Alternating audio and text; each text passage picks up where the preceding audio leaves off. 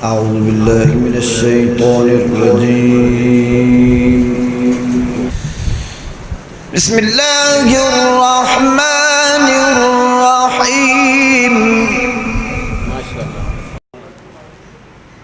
ਉਹਦੇ ਨਾਲ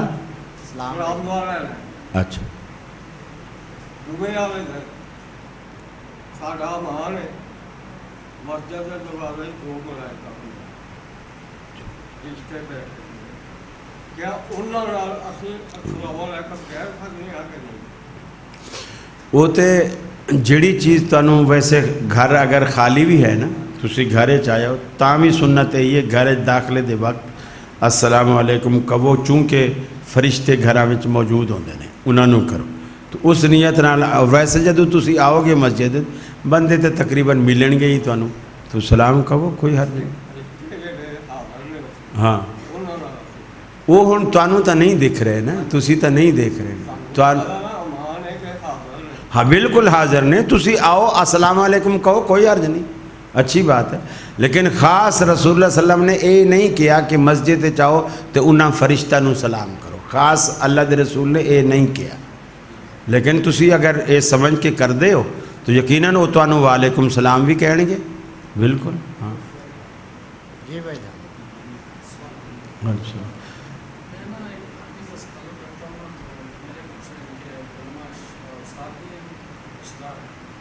اکثر مجھ پہ اعتراض کرتے ہیں یہ قرآن حدیث کے بارے میں بھینس کا ذکر کہاں پہ ہے تو ایک دن اس سے میری بحث ہوئی کہہ رہے ہیں یہ مینڈے کا ذکر کہاں یہ بھی کھاؤ میں نے کہا منع کیا اور نہیں منع کیا ہے تو اسی طرح سے نا وہ بہت سارے اشکال ہمارے ذہن میں ڈالتے ہیں کہ کس طرح نا یہ اس طرح سے وہ طرف آ جائے بھینس کا کیا کہتے ہیں بھینس کے قرآن میں اور حدیث میں دیکھیں یہ کہاں سے حلال ہے اس کی حلال کے لوگ دلیل پیش کرتے ہیں ٹھیک اور یہ مینڈے وغیرہ کے بارے میں ٹھیک دیکھیے یہ عجیب اعتراض ہے ان اللہ کے بندوں سے کوئی یہ پوچھے اگر بھینس کو قرآن نے حلال نہیں کیا اور حدیث نے بھی حلال نہیں کیا تو کس نے حلال کیا آپ کو بھی تو سوال کرنا چاہیے نا یہ تو نہیں کہ بھینس کا دودھ صرف ہم پیتے ہیں ہم سے زیادہ حنفی پیتے ہیں چونکہ حنفیوں کی تعداد ہم سے زیادہ ہے ہم تھوڑے ہیں تو ہم اگر پی جائیں گے فرض کیا کہ لاہور کا 2 من دودھ پی جائیں گے وہ 10 من دودھ پئیں گے تو زیادہ تو وہ پیتے ہیں نا تو آپ ان سے یہ پوچھو کہ جب بھینس قرآن حدیث میں حلال نہیں ہے تو تمہیں بھی تو حلال کھانا پینا چاہیے نا تمہیں بھی حلال کھانا پینا چاہیے تو تم کس دلیل کے تحت اسے پی رہے ہو دودھ کو اور گوشت کو کھا رہے ہو اب وہ کہیں گے کہ ہمارے تو امام صاحب نے حلال کی ٹھیک ہے نا آپ دوسرا سوال کریں کیا امام صاحب شریعت ساز ہیں امام صاحب کو اللہ نے یہ اختیار دیا ہے کہ یہ امام جس چیز کو حلال کرے گا وہ حلال ہے اور امام جس چیز کو حرام کرے گا وہ حرام ہے اللہ کے رسول نے فرمایا الحلال بین والحرام بین وبینہما مشتبہات حلال بھی واضح ہے حرام بھی واضح ہے اور ان دونوں کے درمیان مشتبہات دیکھیے ہمارے لیے معاملہ اللہ کے رسول نے اتنا آسان فرما دیا 3 فارمولے دیے ہمیں ایک فارمولہ پرندوں کے لیے ایک فارمولہ چوپایوں کے لیے جانوروں کے لیے اور ایک فارمولہ سمندری مخلوق کے لیے 3 فارمولے اللہ کے رسول نے ہمیں دیے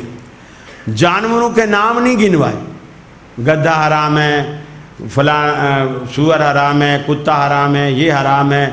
بہت ساری چیزوں کے نام نہیں گنوائے قرآن مجید میں کتا بھی حرام نہیں ہے وہ تو بھینس کو کہہ رہے ہیں میں کہہ رہا ہوں قرآن میں کتا بھی حرام نہیں ہے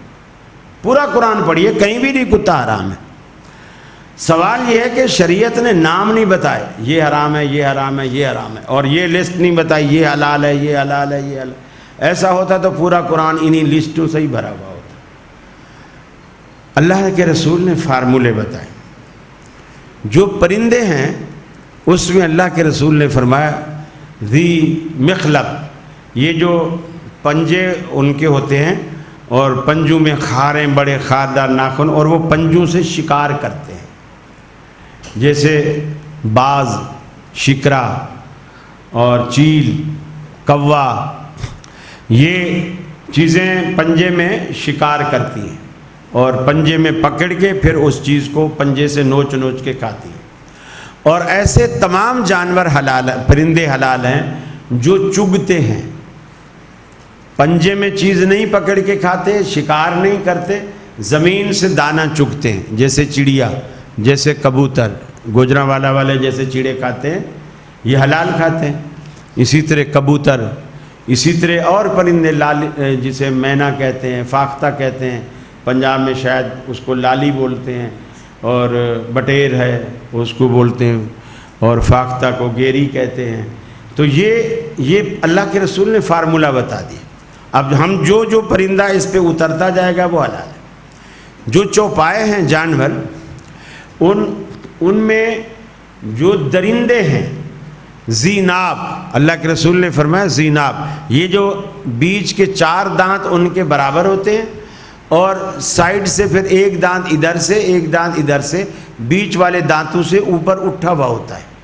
اسی طرح اوپر سے بھی ہوتا ہے، اسی طرح نیچے سے بھی ہوتا ہے، وہ عربی میں اس کو زیناب کہتے ہیں، اور ہم اس کو کچلی والے جانور کہتے ہیں، یعنی ان کی یہ شاخیں نکلی ہوئی ہوتی ہیں باہر، باقی دانت برابر، اور وہ 4 دانت اوپر سے نیچے سے الگ سے اٹھے ہوئے ہوتے ہیں۔ کتے کا منہ کھول کے دیکھو، شیر اگر منہ کھولے آپ دیکھو تو وہ آپ کو الگ سے نظر آئیں گے۔ جتنے بھی جانور ہیں وہ سارے کے سارے حرام ہیں، زینا جتنے جانور ہیں وہ سارے حرام ہیں۔ اب جن کے دانت وہ برابر ہیں اور وہ شکار کر کے چیڑ پھاڑ کر کے نہیں کھاتے وہ سارے حلال ہیں۔ بھینس کے دانت، گائے کے دانت اس فارمولے میں آتے ہیں جو فارمولہ حلال کے لیے رکھا گیا ہے، جو فارمولہ حلال کے لیے رکھا گیا ہے۔ اب گدھے کے دانت بھی برابر ہیں، گدھے کے دانت بھی برابر ہیں۔ اب اسے بھی اس فارمولے کے تحت حلال ہونا چاہیے تھا، چونکہ وہ حلال میں آ رہا تھا، اللہ کے رسول نے اس کا نام لے کر کے کہہ دیا کہ اللہ نے تم پر ان گدھوں کا گوشت حرام کیا ہے۔ خیبر والے دن آپ نے اعلان فرمایا، اور جو چیز فارمولے سے ہٹ رہی تھی اس کا نام لے کر کہہ دیا، اور جو ہٹ نہیں رہی تھی آپ نے اس کو فارمولے میں رکھا۔ ہم تو اس فارمولے کے تحت بھینس کو حلال سمجھ رہے ہیں، حلال مان رہے ہیں، بھی تمہیں پسند نہیں ہے تم نہ کھاؤ، دلیل تو تمہیں چاہیے، چونکہ تم حدیث کو نہیں مان رہے ہو۔ اور ویسے بندے کا فتویٰ، اور پانی کی مخلوق، پانی کی وہ تمام مخلوق، آپ نے فرمایا کہ وَالْحِلُّ مَيْتَتَهُ، کہ سمندر کا، دریا کا ہر مردار حلال ہے، ہر مردار۔ اس کا مطلب یہ ہے کہ جو چیز سمندر میں ہو، دریا میں ہو، نہر میں ہو، اس کی زندگی پانی ہو،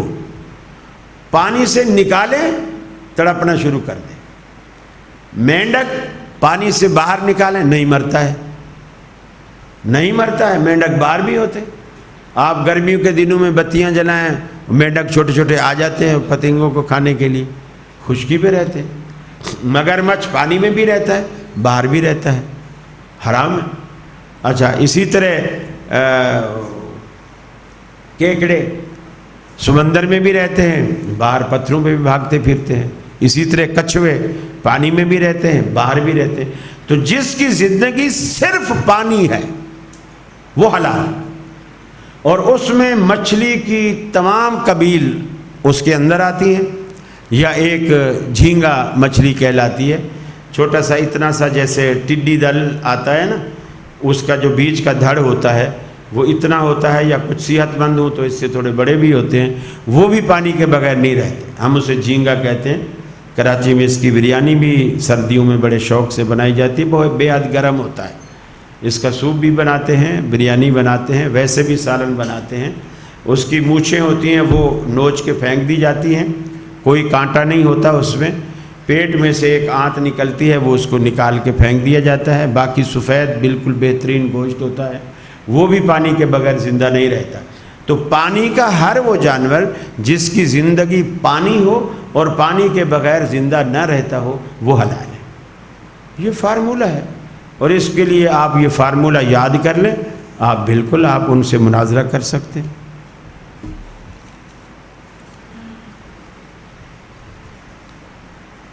جو بات صحابہ کرام نے بیان فرمائی ہے کیا وہ ضعیف ہو سکتی ہے؟ صحابہ کرام کی بات ضعیف نہیں ہوتی، اس کو بیان کرنے والے راوی ضعیف ہوتے ہیں۔ مثلا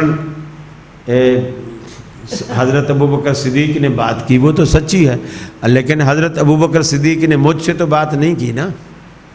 اور نہ میں ان کے دور کا ہوں نہ وہ میرے دور کے ہیں۔ اب حضرت ابوبکر صدیق سے لے کر مجھ تک بیچ میں جو اتنے لوگوں کا واسطہ ہے اس کو دیکھا جائے گا کہ یہ بیچ میں جو آئے ہیں یہ کیسے ہیں۔ صحابی کی بات ضعیف نہیں ہوتی، بیچ میں جو راویوں کی کڑی ہے اس کو دیکھا جاتا ہے۔ نبی پاک صلی اللہ علیہ وسلم نے فرمایا کہ صحابہ میری آنکھوں کا تارا ہے، ان کی بات مانو گے تو ہدایت پا جاؤ گے۔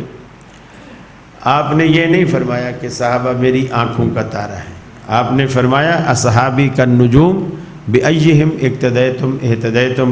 کہ صحابہ ستاروں کی مانند ہیں۔ میری آنکھوں کا تارا نہیں کہا، ستاروں کی مانند ہے، جس کے پیچھے بھی لگو گے ہدایت پا جاؤ گے۔ اور یہ روایت سندن ضعیف ہے، اور سند صحابی کو نہیں کہتے، صحابی پر تو بلکہ بحث ہی نہیں ہوتی۔ تمام کے تمام صحابہ محدثین کی نظر میں عادل ہیں،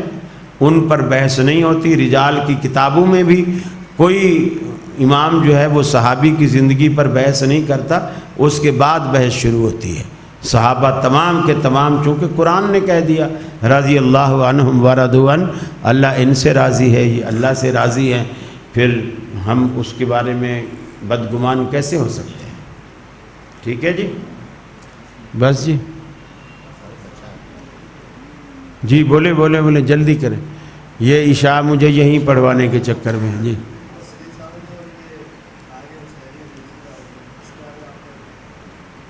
حضرت عبداللہ بن عباس رضی اللہ تعالیٰ عنہ سے حضرت معاویہ نے پوچھا، جب حضرت معاویہ کا اور یہ جھگڑا بھی پنجاب میں ہے، اللہ معاف کرے، پنجاب کی زمین اتنی زرخیز ہے، یقین مانیے کراچی میں سارے کوئی جانتا ہی نہیں کہ ہم تو حسینی کی اصطلاح ایک مخصوص طبقہ ہے وہاں جو استعمال کرتا ہے، ایک مخصوص طبقہ ہے جو محرم میں ظاہر ہوتا ہے، باقی سارا سال غائب ہو جاتا ہے، وہ یہ اس طرح استعمال کرتا ہے۔ اہل حدیث کو حسینی کہنے کی ضرورت نہیں ہے، آپ کو صدیقی کہنے کی ضرورت ہے؟ آپ کے دل میں ابوبکر صدیق کی محبت نہیں ہے تو پھر آپ صدیقی ہیں۔ آپ کے دل میں فاروق اعظم کی محبت نہیں ہے پھر آپ فاروقی ہیں۔ تو اس کا مطلب یہ نہیں محبت ہے تو ہم نسبتیں ہی جوڑتے چلے جائیں۔ دوسری بات، حضرت معاویہ نے حضرت عبداللہ بن عباس سے پوچھا، جب حضرت معاویہ کی جنگ ہوئی حضرت عثمان کے مسئلے پر کہ عثمان کا قصاص لو، حضرت علی رضی اللہ تعالی عنہ سے کہا، تو اس وقت صحابہ کچھ دو حصوں میں بٹ گئے، کچھ حضرت معاویہ کی طرف ہو گئے، کچھ حضرت علی کی طرف ہو گئے۔ جو حضرت معاویہ کی طرف ہو گئے وہ عثمانی کہلانے لگے، چونکہ وہ حضرت عثمان کے قصاص کا مطالبہ کر رہے تھے، وہ عثمانی کہلانے لگے، اور وہ علوی کہلانے لگے، دوسرے جو حضرت علی کی طرف تھے۔ حضرت معاویہ نے سوال کیا حضرت عبداللہ بن عباس سے کہ اے عبداللہ، کہ انت علی ملت علی او علی ملت عثمان، یہ بتا کہ تو ملت علی پر ہے یا ملت عثمان پر ہے، یعنی علوی ہے یا عثمانی ہے، تو کون ہے؟ حضرت عبداللہ بن عباس نے کہا،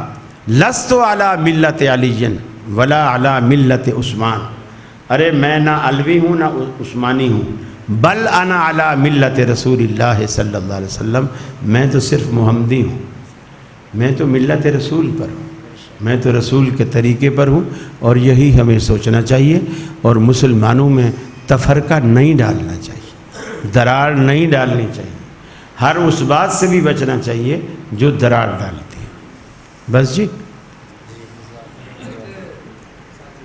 جی، عشاء میں ایک اور جگہ پروگرام ہے، آپ وہاں بھی میرا خیال ہے شاید سوال جواب ہوں، وہاں آ جائیے۔